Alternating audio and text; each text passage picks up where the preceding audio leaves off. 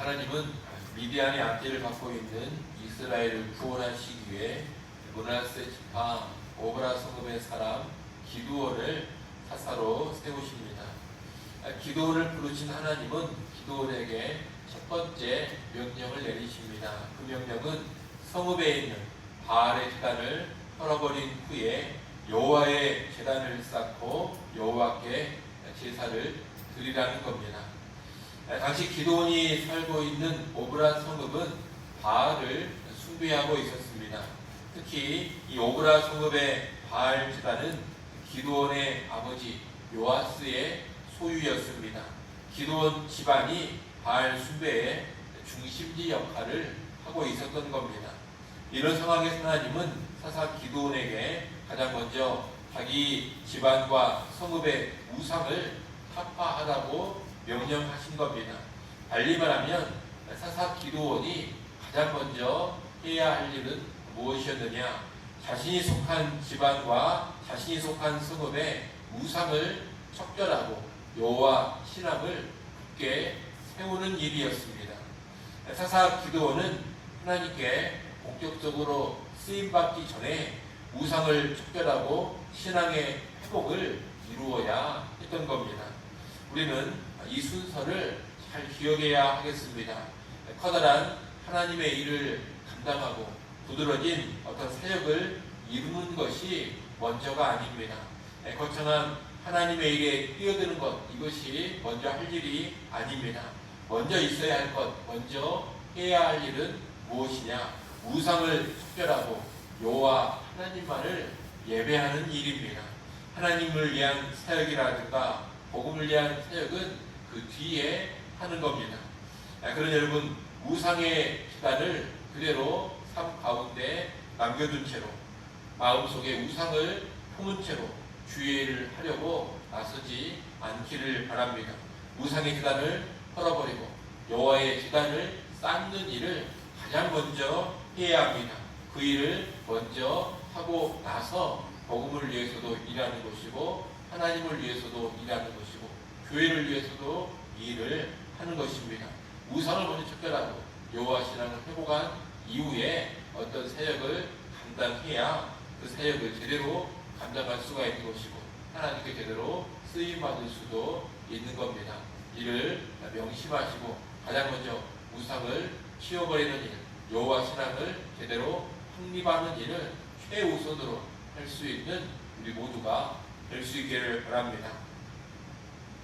기드온이 하나님의 명령을 받고서 그 명령에 순종을 합니다. 그런데 아쉬운 순종을 합니다. 오늘 본문 27절 말씀을 우리 같이 한번 읽어보겠습니다. 27절 함께 있습니다.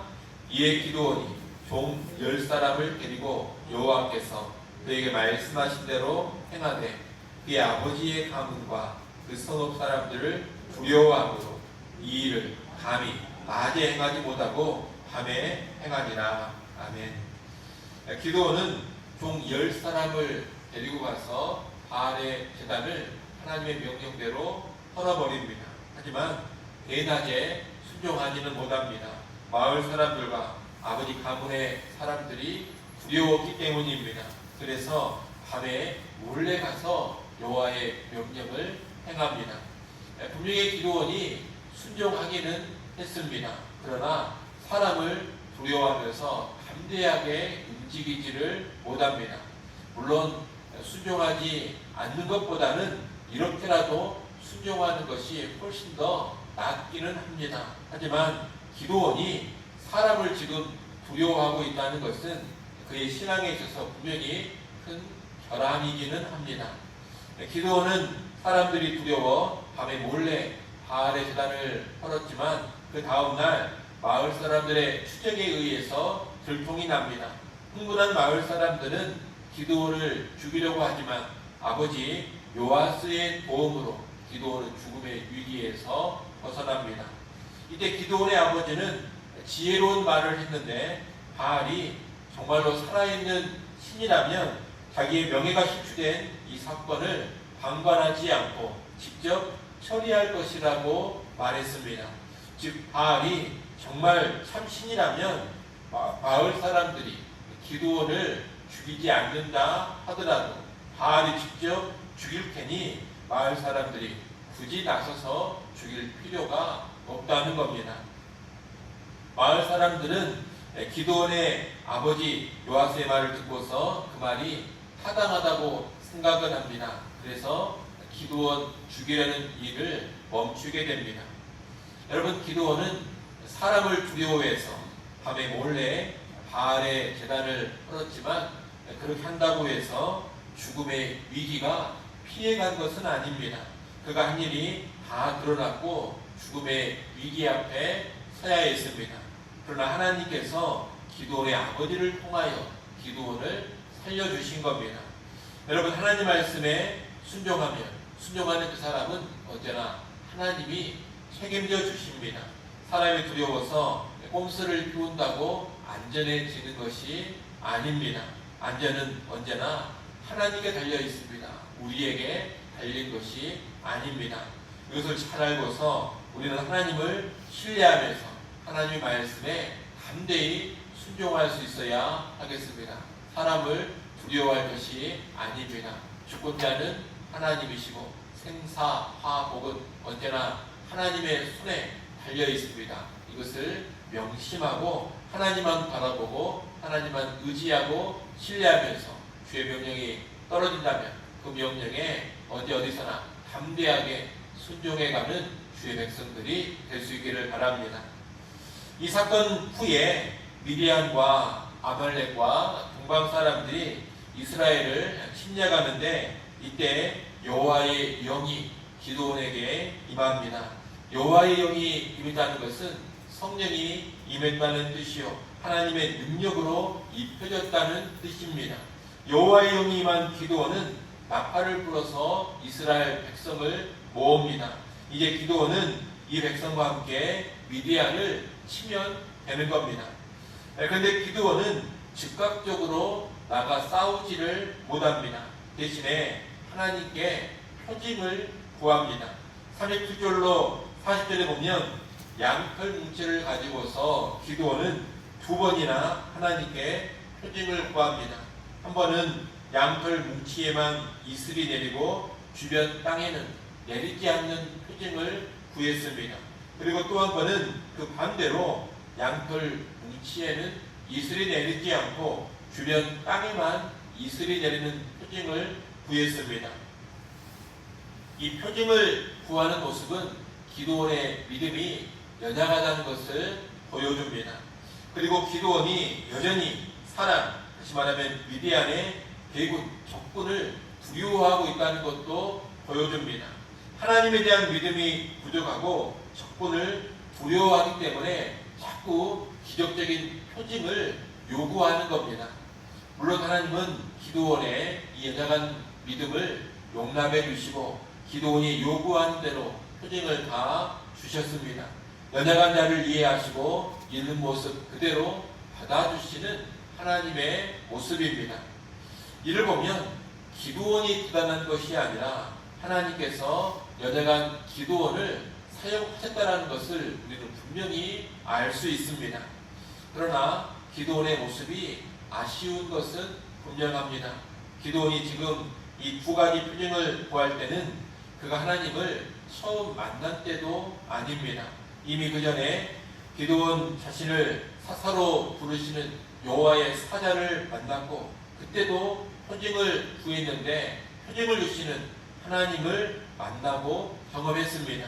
그리고 오늘 본문에서 본 것처럼 바알의 제단을 헐어버린 일과 연관해서도 자신의 안전을 보장해 주시는 생명을 지켜주시는 하나님의 도우심을 경험했습니다.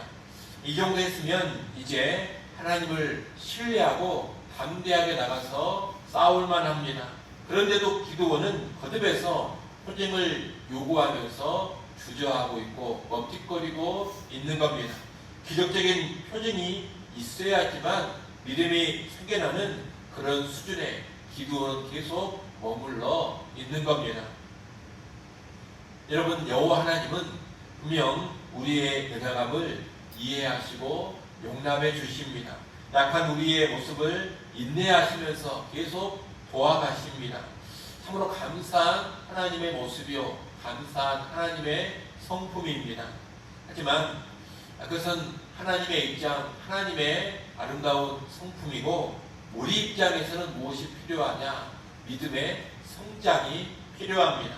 처음에는 연약한 믿음일 수가 있고 하나님을 전적으로 신뢰하지 못할 수도 있고 인간, 사람을 두려워할 수도 있습니다.